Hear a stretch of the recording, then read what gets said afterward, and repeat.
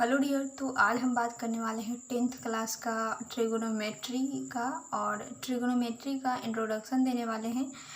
इसमें बताएंगे कि ट्रिगोनोमेट्री का अर्थ क्या है, इसका प्रयोग हम कहाँ कहाँ कर सकते हैं अपने जीवन में, इसका मतलब क्या रूल है, ठीक है।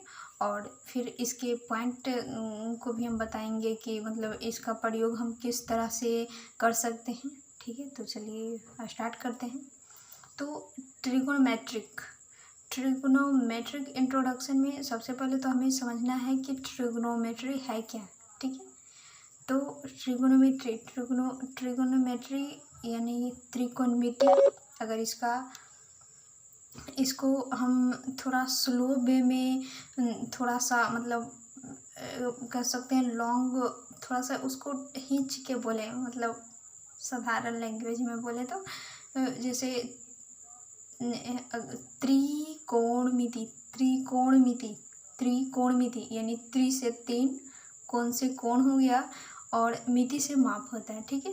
अगर इंग्लिश में बोले तो ट्रिगोनोमेट्रिक, तो ट्री से त्रि और गुण से इसमें कोण ना कर सकते हैं, इसमें भुजा होता है, और मैट्रिक से माप, ठीक है।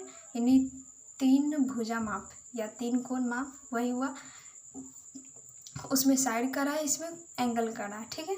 तो अगर हम ऐसे देखें कि त्रिकोण क्या बोलते हैं, त्रिकोण मिति यानी माप, 3 कोण माप। तो 3 कोण माप, 3 कोण होता किस में है, तो 3 कोण या 3 साइड बोले तो ऑब्वियसली 3 कोण मिलके या 3 साइड त्रिभुज में ही होती है।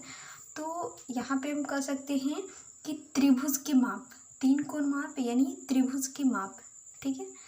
तो त्रिभुज की माप बोले तो हमें मतलब पता होगा कि त्रिभुज में टोटल कितने अंग होते हैं, 6। तो टोटल 6 अंग होते हैं, तो इसी में से किसी को माप सकते हैं ना, किसी को एक को, सभी को, सबको माप सकते हैं, ठीक है। तो त्रिभुज की माप यानी त्रिभुज में 6 अंग होते हैं और उसको हम माप सकते हैं त्रिकोणमिति के द्वारा, ठीक है। तो हमने समझ ली कि त्रिकोणमिति का अर्थ क्या है। तो अब नेक्स्ट वाले वीडियो में बताएंगे कि इसका प्रयोग हम किस तरह से कर सकते हैं। तब तक के लिए जय हिंद, बाय बाय, गुड नाइट।